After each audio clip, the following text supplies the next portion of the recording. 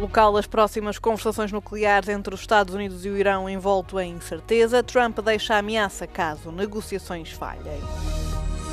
Trump diz ter resolvido o problema da subida dos preços nos Estados Unidos. Taxa de inflação no país abrandou para 2,4% em março. O governo norte-americano congelou os subsídios para a Universidade de Harvard, isto depois de o reitor se ter recusado a cumprir as exigências de Donald Trump. Hamas envia delegação ao Qatar para continuar conversações indiretas com Israel sobre cessar-fogo em Gaza. Novo relatório revela que no ano passado as tempestades, inundações e vagas de calor na Europa causaram a perda de pelo menos 335 vidas. A incerteza rodeia o local da próxima ronda crucial de conversações nucleares entre os Estados Unidos e o Irão. Na terça-feira, o Ministério dos Negócios Estrangeiros iraniano insistiu que as negociações regressarão a Omã, onde se realizaram as primeiras reuniões no fim de semana passado. Isto contradiz diretamente os anúncios feitos por Itália e pelos Países Baixos, que esperavam que as conversações do próximo sábado decorressem em Roma. Os Estados Unidos ainda não confirmaram o local. A questão surge depois de Donald Trump expressar alguma frustração, acusando na segunda-feira Teherão de enganar os Estados Unidos. O presidente norte-americano insiste que o Irão não pode obter uma arma nuclear e ameaçou com uma ação militar se as conversações falharem. A realização de reuniões em Roma este fim de semana poderá também ser complicada devido ao feriado da Páscoa. O chefe da Agência Nuclear das Nações Unidas confirmou que iria visitar o Irão no final da semana, possivelmente para discutir formas de melhorar o acesso dos inspectores às atividades de Teherão.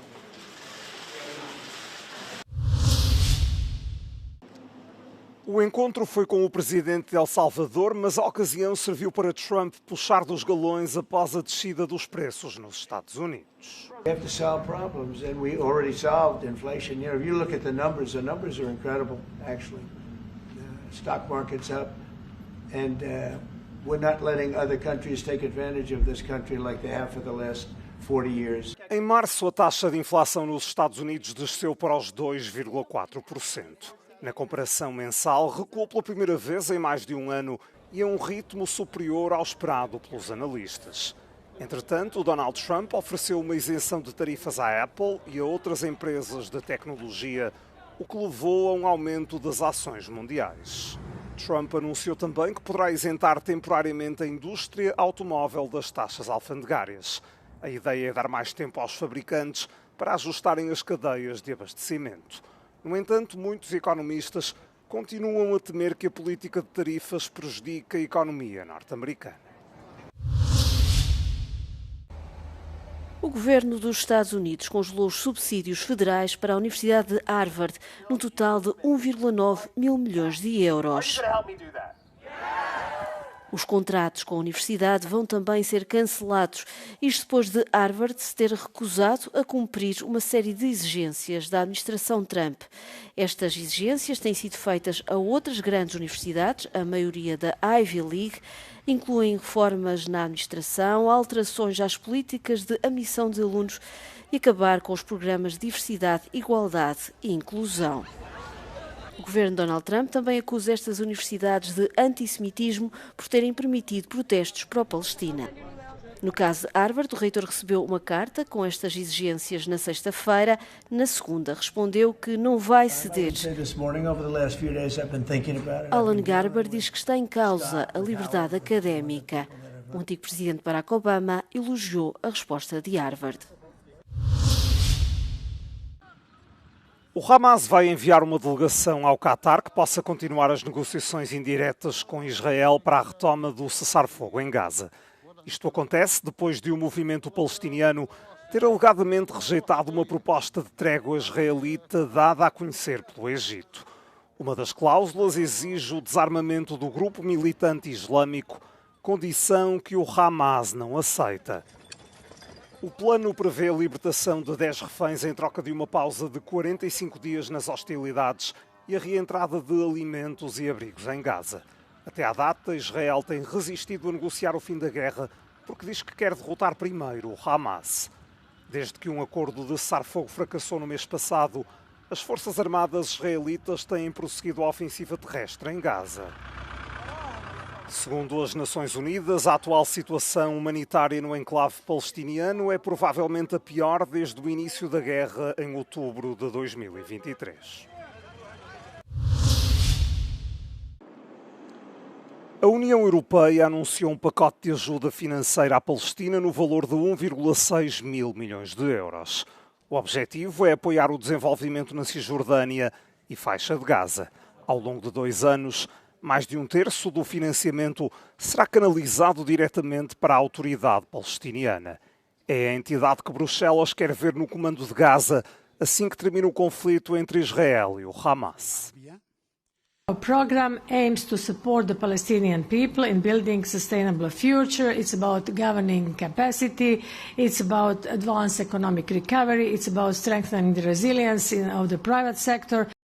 O anúncio foi feito depois de Israel ter expandido a ofensiva na faixa de Gaza durante o fim de semana. Foi atacado um hospital na cidade de Gaza, o que forçou a saída dos pacientes. As forças israelitas alegam que havia um centro de comando do Hamas na unidade de saúde e adiantam ter atingido mais de 90 alvos do grupo em 48 horas. Os combatentes islâmicos dizem que o ataque ao hospital é um novo crime de guerra. Os ucranianos estão de luto depois do ataque a Sumi no domingo de Ramos. Pelo menos 35 pessoas morreram, incluindo crianças. Há mais de 100 de feridos. Foi o segundo ataque russo a matar civis na Ucrânia em menos de uma semana. Os mísseis atingiram uma zona de edifícios religiosos numa manhã movimentada de domingo. Люди йшли на богослужіння, тому дуже багато було травмованих, поранених, тіла навіть лежали тут на вулиці, тому... Enquanto em Sumi se limpam os escombros, a comunidade internacional tem condenado o ataque. Mas Zelensky diz que é preciso fazer mais, maior pressão sobre a Rússia para pôr fim à guerra. Вони там в Москві зараз не бояться.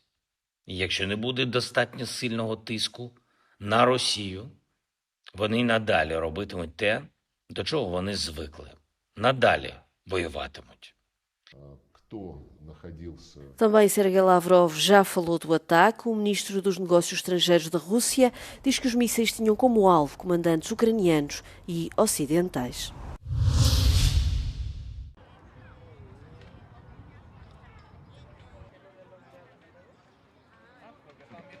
E se os golpes contra os direitos das mulheres na Europa tivessem também uma origem económica? Segundo uma análise do Centro de Política Europeia, as dificuldades com que se deparam os jovens europeus do sexo masculino poderiam explicar em parte a radicalização do discurso antifeminista.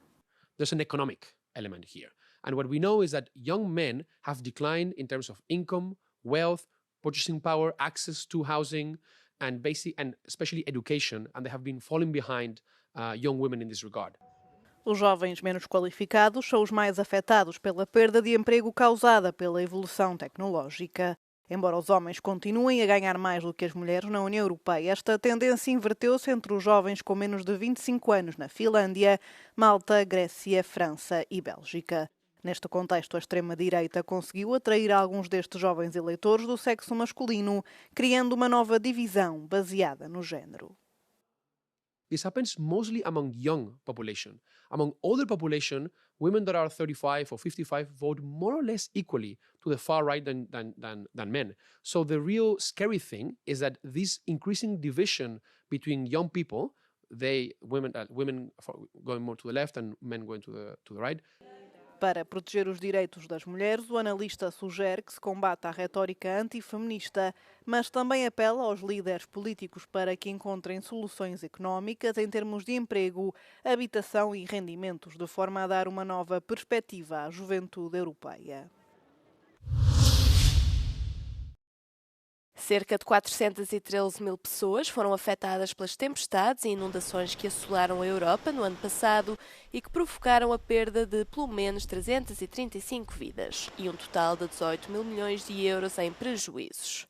A informação consta do mais recente relatório sobre o estado do clima na Europa, elaborado pelo Serviço Copérnicos da União Europeia. O relatório concluiu ainda que as tempestades foram frequentemente graves, as inundações generalizadas e que as ondas de calor atingiram níveis recorde em algumas partes do continente. Em setembro, por exemplo, a tempestade Boris afetou centenas de milhares de pessoas, causando inundações, mortes e danos em diferentes partes da Alemanha, Polónia, Áustria e Hungria. E no mesmo mês, os incêndios florestais em Portugal queimaram 110 mil hectares de terreno numa semana, tendo cerca de 42 mil pessoas sido afetadas pelos fogos em todo o continente. Os peritos alertam ainda que um simples aumento da temperatura em 1 grau Celsius é algo relevante ao acentuar os riscos para a vida das pessoas, para as economias e para o planeta.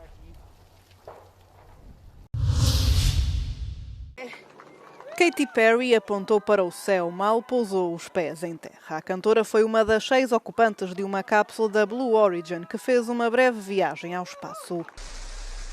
O foguetão New Shepard descolou numa viagem de subida e descida a partir do oeste do Texas, atravessando 105 km de altitude. A bordo do voo de turismo espacial, o 11º da empresa fundada por Jeff Bezos, seguiu uma tripulação exclusivamente feminina, a primeira a descolar de solo norte-americano. Apesar do lançamento, as mulheres representam ainda apenas 15% das mais de 700 pessoas que já viajaram ao espaço. Além de Katy Perry, participaram no voo de 10 minutos totalmente automatizado a produtora cinematográfica Kerianne Flynn, a antiga engenheira da NASA Aisha Bowe, a cientista espacial Amanda Nguyen e a apresentadora Gayle King.